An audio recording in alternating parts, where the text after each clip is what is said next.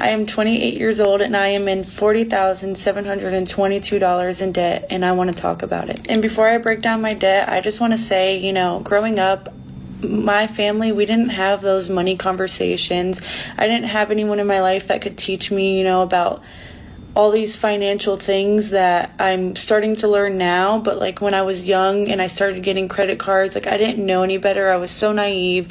Why did 21-year-old me feel the need to have 7 credit cards? I don't know, but it happened and now I'm here because of it. And I just really want to talk about it, and I want to kind of help break this negative outlook on talking about money that I've had most of my life. And I'm just tired of feeling shameful and embarrassed about my debt. And I truly believe you take away something's power by talking about it. So I don't want my debt to have this power over me anymore. So I'm going to talk about it because it's part of life.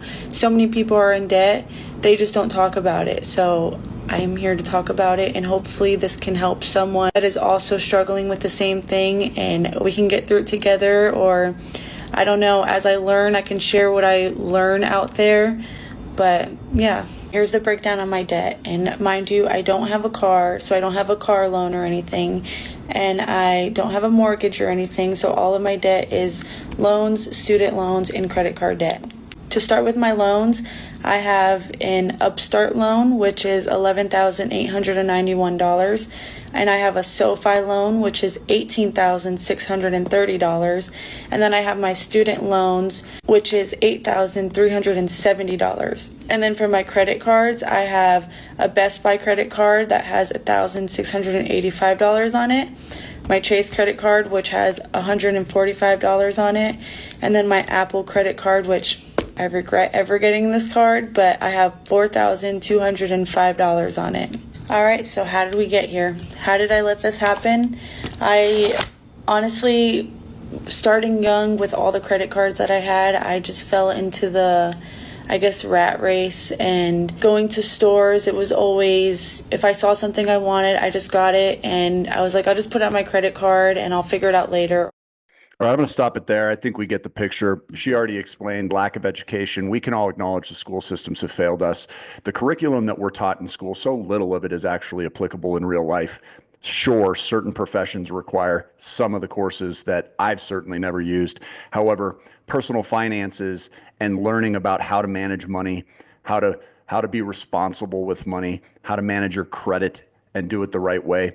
These are not topics that I was ever taught, which is the same reason that I went to college, and within my first couple of months on campus was heavily solicited to by literally tabletops where credit card providers were allowed to sit and sort of lure you in with, I think I got a $10 Starbucks coffee card to sign up for a Discover card. I got $1,000 limit, and within a month it was maxed out. It felt like free money to me. So maybe some of y'all can relate to that, but without the experience and proper education, I too fell into that trap. I'm so lucky that after a short period of time, I actually found myself working in the mortgage industry and was suddenly becoming a lot more educated a lot more quickly about how money worked and about how credit worked, which sort of led me into the career that I have still to this day.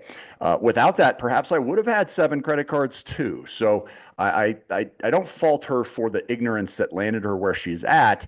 And I'm certainly I want to give her credit where it's due, because this new trend of sort of loud finances where people are overcoming the embarrassment and the shame that comes along with being honest about your money, they're taking a stand, and it's proving to hold people more accountable than they might otherwise be.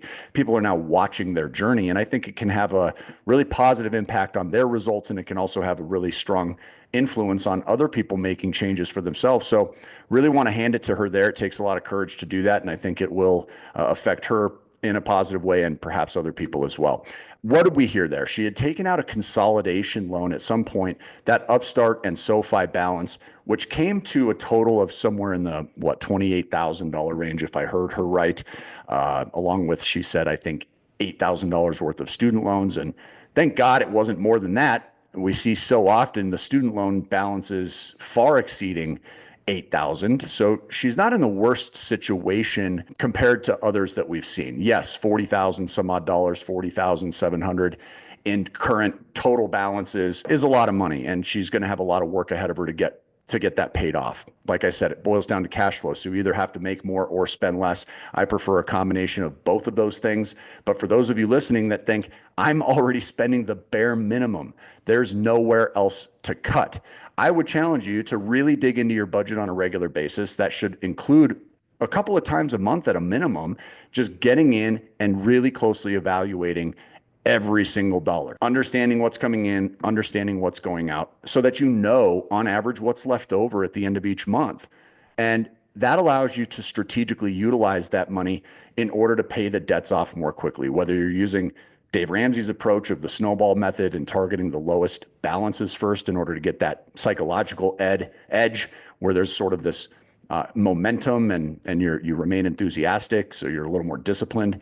That's a good strategy. Or you could use the avalanche method and target the highest interest costs first. Those are just two of the popular ways of attacking and eliminating balances.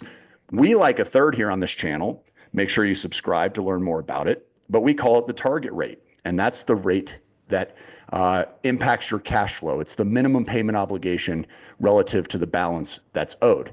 The higher the target rate, the more it's impacting your net cash flow. So the faster you attack and eliminate that balance first, the more money is left over at the end of each month, allowing you to be even more strategic.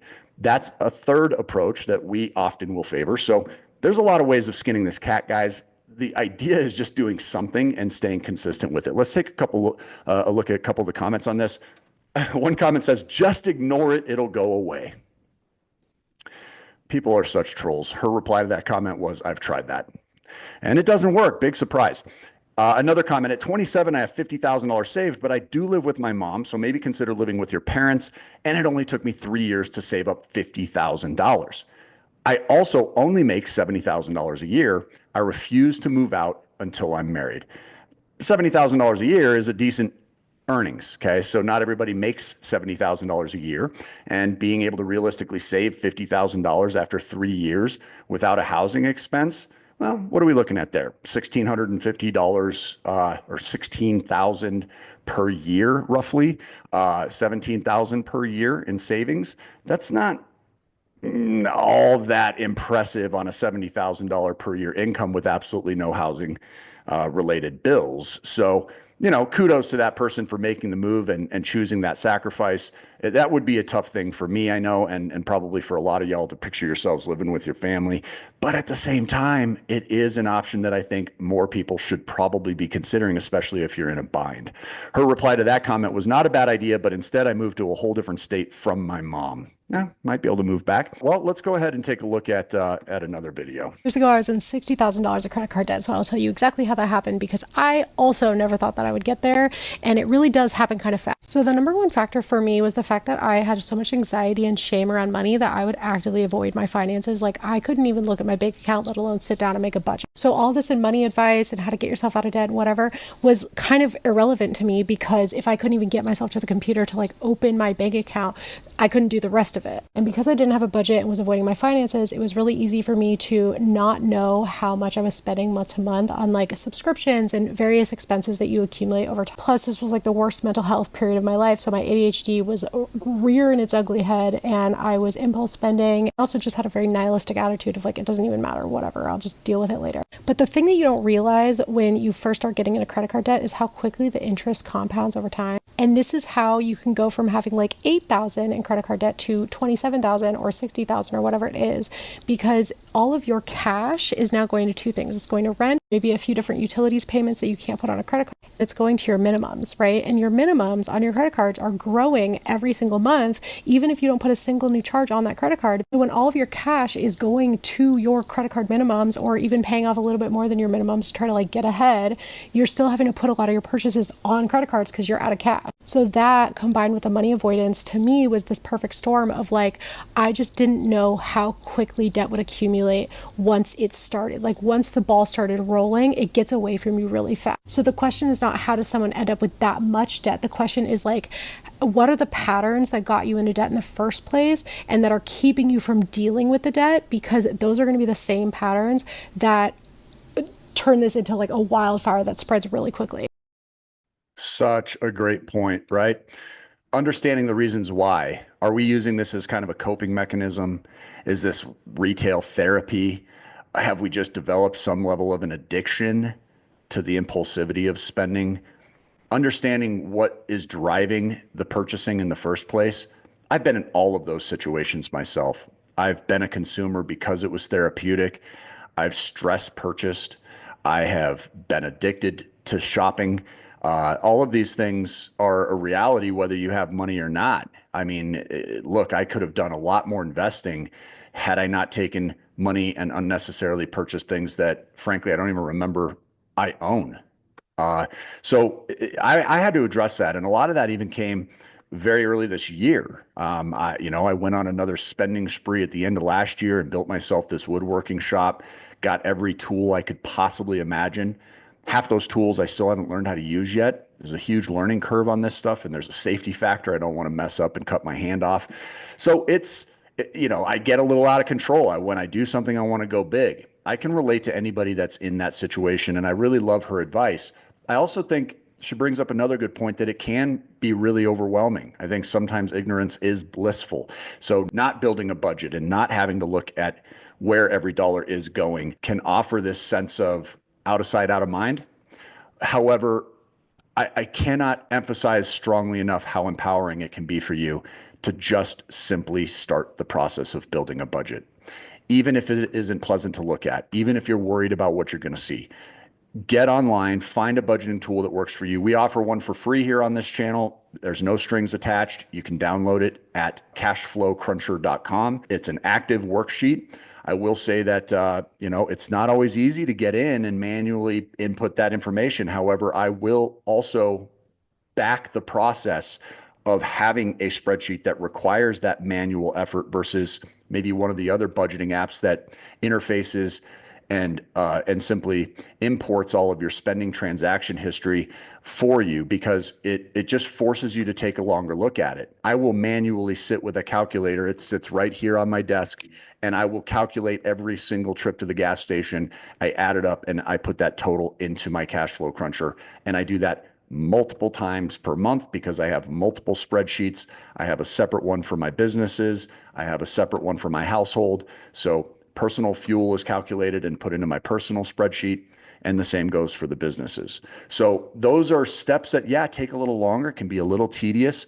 It just isn't that time consuming. So it's hard for me to feel sorry for you to put in that extra effort because I do it myself and I do it regularly. I'm in my spreadsheets multiple times a week. And if you keep up with it, it's really just a 5 or 10 minute trip to the computer every now and then to just really make sure that you're fully aware of what's going on. We've said it on this channel from the beginning, knowledge is power.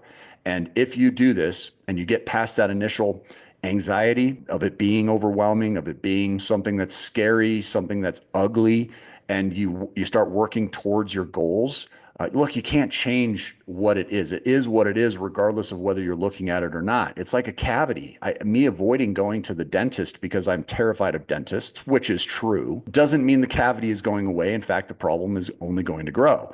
So addressing it now versus waiting until 2 months from now, when you're still going to be anxious about it and you're still going to be overwhelmed and it's still going to be ugly, just means it'll be less ugly today than it will be in a couple of months. You have to be aware in order to make a change. You cannot change what you do not acknowledge. A couple comments on this one. This is exactly it. At about 40,000 right now, and I recognize the results, but my fixed expenses are 3,500 a month because of minimums. That person's going to have a tricky time getting out from underneath their balances, depending on what their income is. That's tough. 3,500 a month in fixed expenses. Now, obviously, that might include some rent or a mortgage payment or a car payment, but that starts to add up really quickly. Hopefully, there's a dual income household involved in that or a really strong income. Paid off all my debt, and now I don't go without spending more than $500 on my credit card and immediately pay it off. I do too. I pay off my balances in full every single day, not just every month, every day.